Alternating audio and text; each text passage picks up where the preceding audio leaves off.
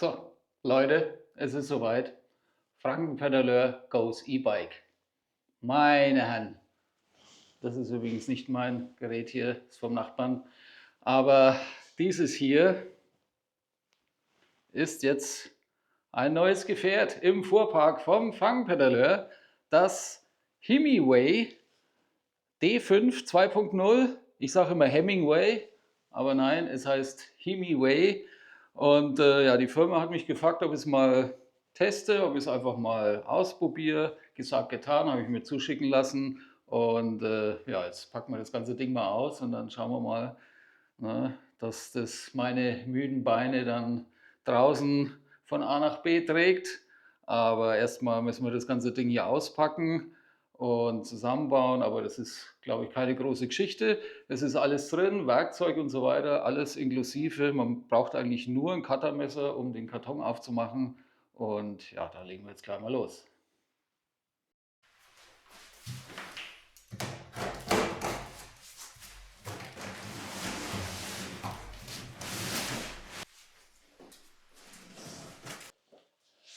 Ja, und da ist es. Da haben wir es. Alles schön verpackt hier. Laufrad, Rahmen. Das Hinterrad ist, glaube ich, schon eingebaut. Den Lenker muss man noch dran machen, die Pedale und alles. Schutzbleche. Ja, es ist ein Fatbike, wie man sieht. Hier fette Reifen. Ich bin mal gespannt. Also ich freue mich schon, das Ding mal auszuprobieren, was das so auf dem Kasten hat. Aber jetzt müssen wir es erst mal aus dem Kasten schaffen.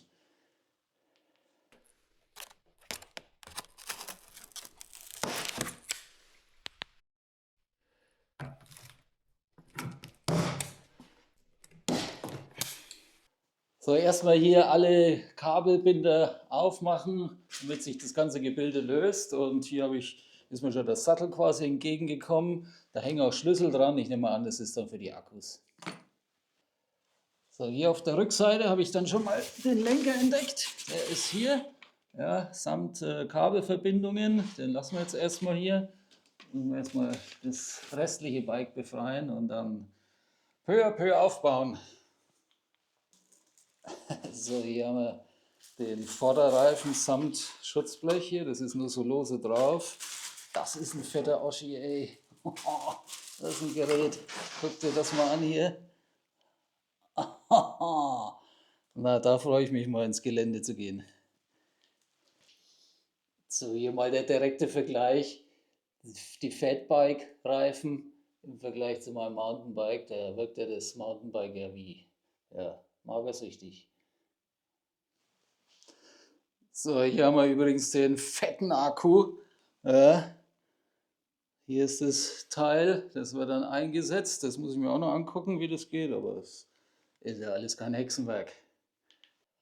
Ja, so langsam lichtet sich das Ganze. Den Hinterbau habe ich jetzt schon freigelegt. Jetzt muss ich nur irgendwie gucken, wie ich das hier entferne, weil das ist ziemlich fest. Aber ich habe jetzt hier schon Kabelbinder gelöst, aber irgendwie steckt das alles sehr, sehr fest da noch drin. Da ist auf jeden Fall schon mal der Vorbau, da kommt dann der Lenker dran. Und ach, da unten versteckt sich wahrscheinlich dann das Werkzeug, was man dann noch braucht, die Pedale und alles. Aber ja, es lichtet sich. So, und ja, wie vermutet, hier verbergen sich dann die ganzen Sachen. Hier sind die Pedale hier drin in dem Fach. Hier ist wahrscheinlich ein bisschen Werkzeug und da ist noch irgendwas in der Schachtel. Also ich packe das jetzt mal weg hier alles. Da haben wir auch noch irgendwas. Und ja, dann haben wir es eigentlich fast. Dann wird zusammengebaut, Pedale dran und ja, dann muss ich bloß schauen, wie schaffe ich das Ding dann aus dem Keller, weil es wiegt ein bisschen was. Die Pedale.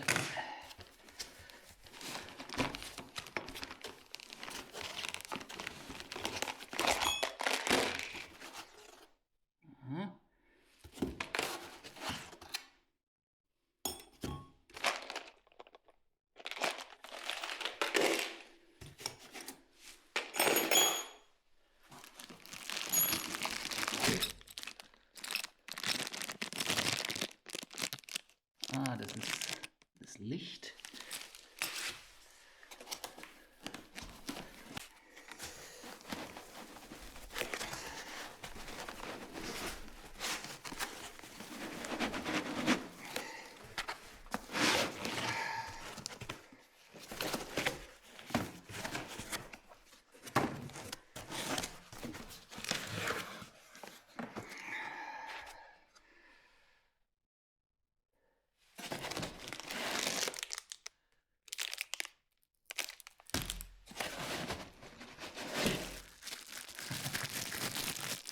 Glücksklingel.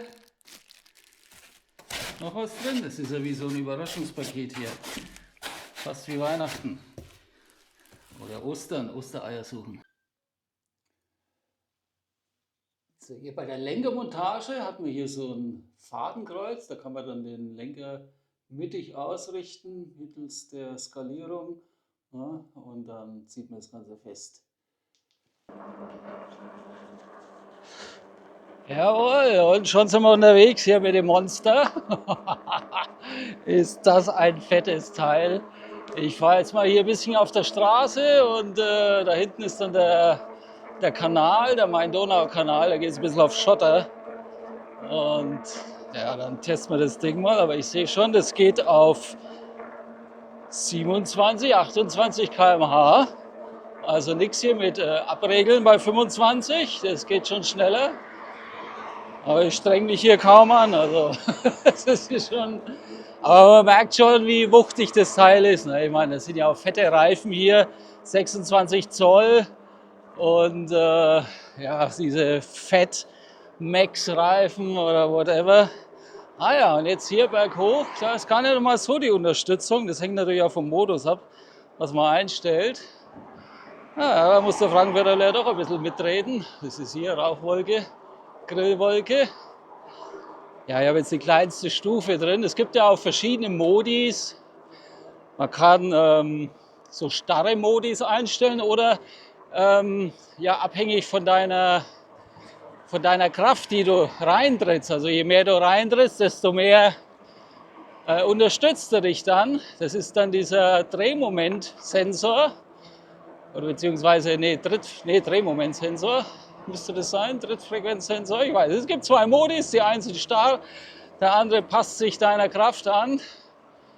Und ja, je nachdem, wie stark du in die Pedale trittst, desto mehr unterstützt er dich. So, jetzt geht es erstmal hier auf den Kanal und dann schauen wir mal, was das Ding hier auf Schotter macht.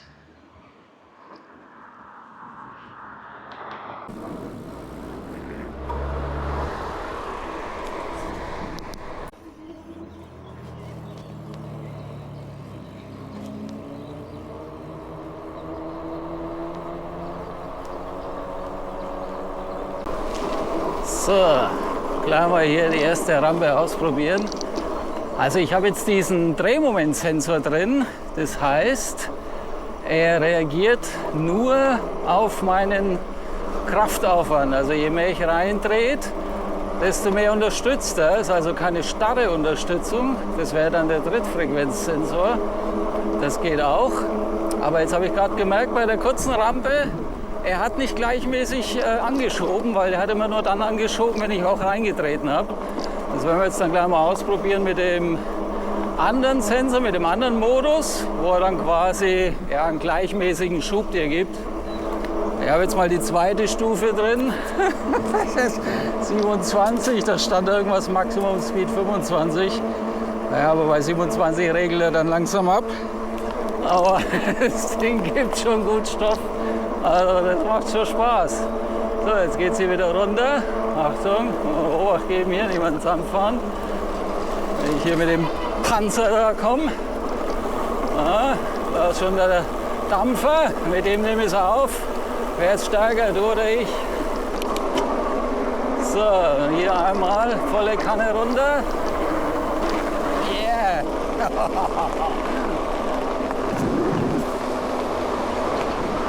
Ich kann das mal zeigen. Hier steht Torque, also für Drehmoment. Ihr wisst also genau, dass die Drehmoment-Version hier eingeschaltet ist. Ja, und geht aber locker hier auf 27. Ne? Also ist nichts mit 25 Maximum. Ja, und dann kann man hier über die M-Taste, Menü-Taste, kann man dann weiter tippen und sich dann ja, verschiedene Daten anzeigen lassen. Durchschnittsgeschwindigkeit maximal 37, das war jetzt hier den Berg runter. Ja, die Watt, ja 475 Watt, das wäre schön, wenn ich das mal so treten könnte. Ja, die Zeit läuft hier mit, den Modus habt ihr, der Eco, das ist jetzt die zweite Stufe. Und wenn man jetzt eins runter geht, ist Eco Plus. Gehen wir mal 2 hoch, dann sind wir jetzt bei Tour. noch Sport und Turbo. Naja, da bin ich mal gespannt. Werde ich mal alles ausprobieren. Jetzt geht es mal hier ein bisschen auf Schotter weiter und dann suchen wir uns mal so richtig heftiges Gelände. Hier mal voll reinbrechen in die Prärie.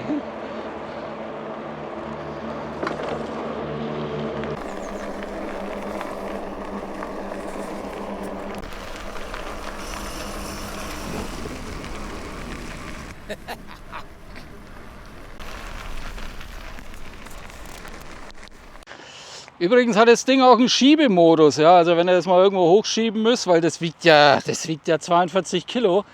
Ich habe es sogar mit dem Schiebemodus über die Stufen aus meinem Keller geschafft. Also ich bin einfach über die Stufen geschoben und zwar ist das hier dieser VIP-Schalter und dann bewegt sich das ganze Teil. Also es geht wie gesagt auch über Kellerstufen. Wenn ich zurückkomme, dann filme ich das gleich nochmal. So, jetzt hier haben wir mal eine kleine Steigung. Probieren wir das mal aus hier. Da schauen wir her. Geht wunderbar. Einhändig kann man das hier, oh, der läuft mir sogar davon. Wird immer schneller das Teil. Geht das Ding hier hoch. Also wunderbar. Funktioniert.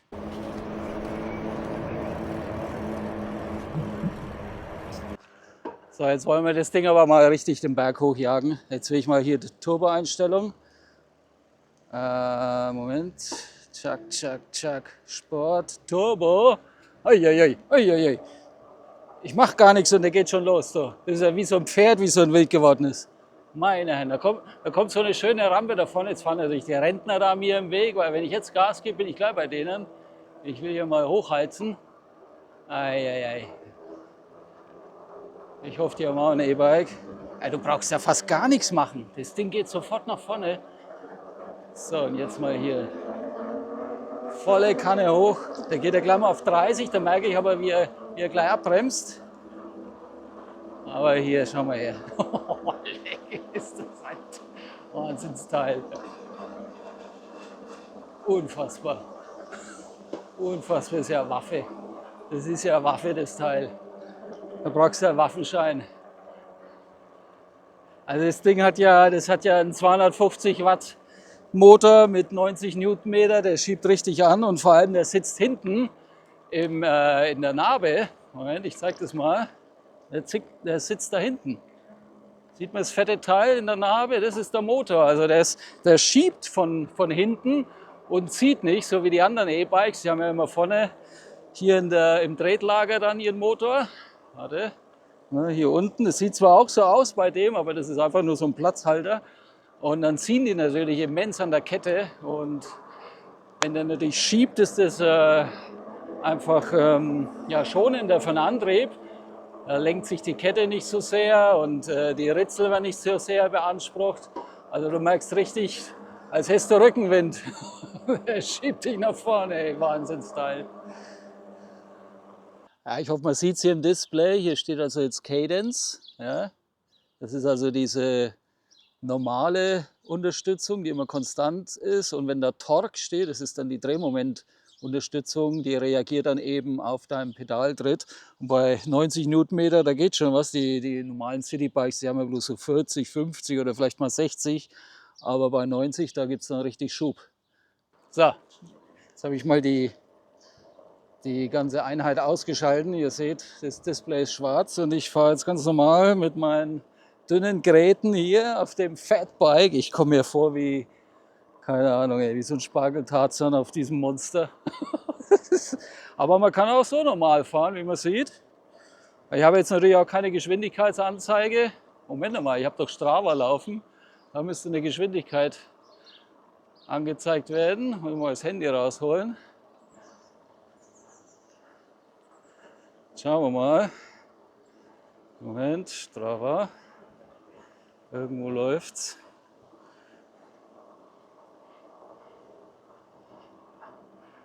Ja, 15 km/h. Also es geht auch in der Ebene mal ohne Motor, falls das Ding mal verreckt. Ja, der Motor übrigens hat 720 Wattstunden. Der hält so 60 bis 80 Kilometer. Also da wird auch nicht geflunkert, dass jetzt da irgendwie das Ganze beschädigt wird und da irgendwelche Fantasiedistanzen genannt werden. Also 60 bis 80 Kilometer. Und es gibt aber ein Upgrade auf 960 Wattstunden. Kann man sich den anderen Akku holen und da knackt man dann auch mal die 100 Kilometer. Wer das denn machen möchte, und die normalen Citybikes, die haben ja immer bloß um die 500 ungefähr. Also, wisst ihr Bescheid. Und ich weiß jetzt gar nicht Bescheid, wo ich eigentlich lang muss. Da hinten geht es in die Firma. Geht's hier nicht irgendwo? Hier, Schleuse Nürnberg. Na, fahren wir doch da lang. Da sind wir doch wieder. Jetzt schalte ich mal hoch hier. Kleinster Gang. Ja, da kann man schon fahren damit. Geht schon. Ist halt alles ein wenig schwerer, aber ist gut zum Training. Ja, Beintraining hier.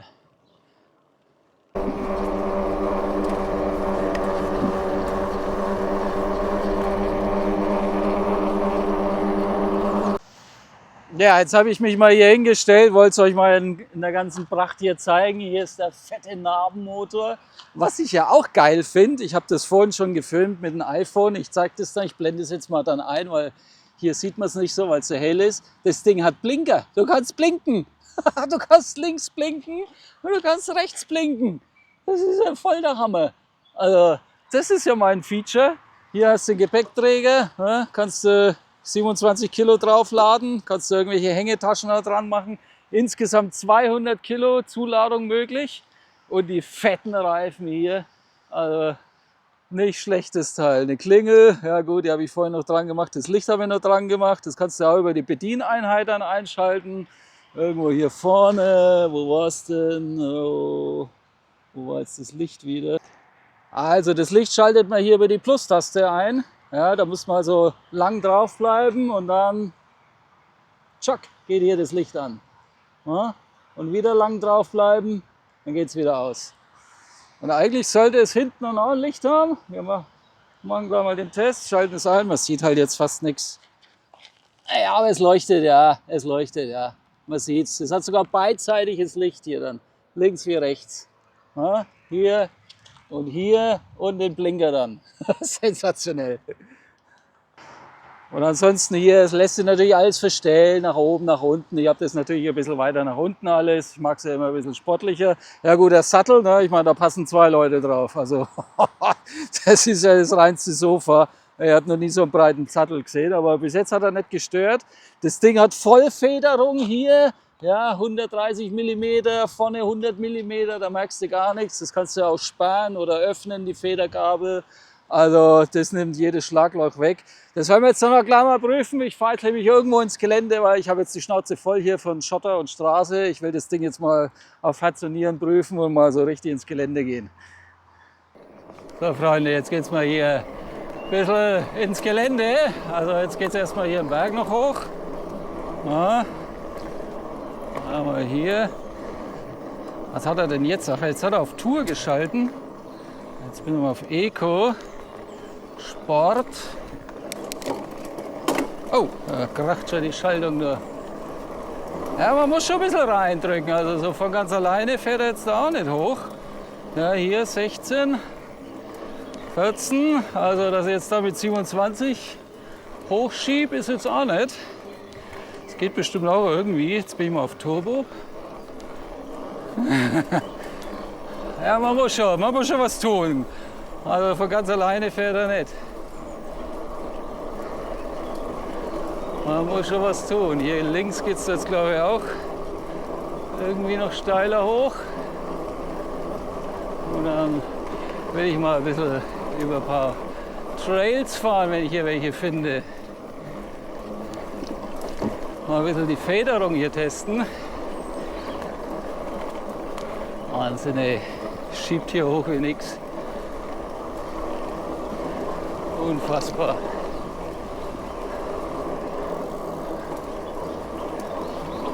So schnell bin ich hier auch noch nicht hoch. Das fahren hier.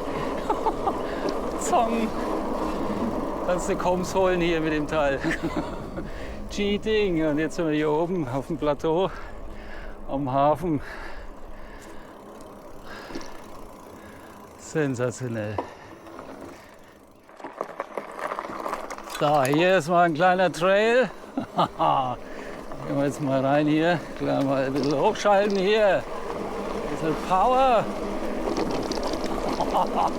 Ey, da brauchst du überhaupt nicht auf die Wurzeln achten. Du bretterst sie einfach drüber. Leck mich am Arsch. Das ist ja total geil. Ey, das Ding platzt. Das walzt alles platt. Sensationell. Schau dir das an. Ja, bloß da haben wir keine Chance jetzt. Aber hier geht's weiter. Uiuiuiui.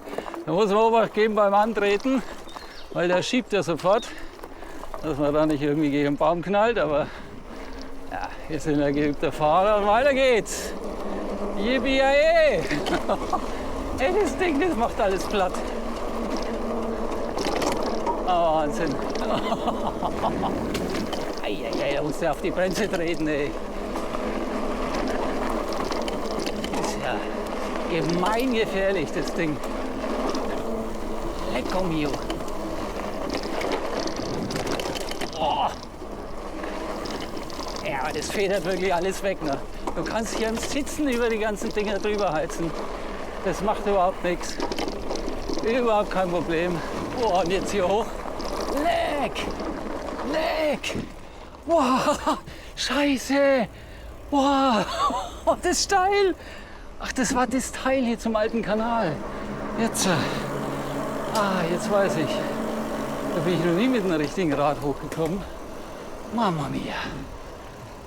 Wow! Das war jetzt heftig. Das steile Ding da war das. Jetzt erkenne ich das erst. Also das habe ich noch nie geschafft, irgendwie richtig zu packen mit einem normalen Rad. Das kam jetzt so urplötzlich. Wir müssen uns das nochmal angucken. Schau dir hier das an, das ist ja wie ein Aufzug. Guck mal hier hoch im dicken Gang auch noch, aber er hat's einfach gemacht. Ui, das ist echt wie ein wild gewordenes Pferd. Ruhig, Brauner, ruhig, ruhig.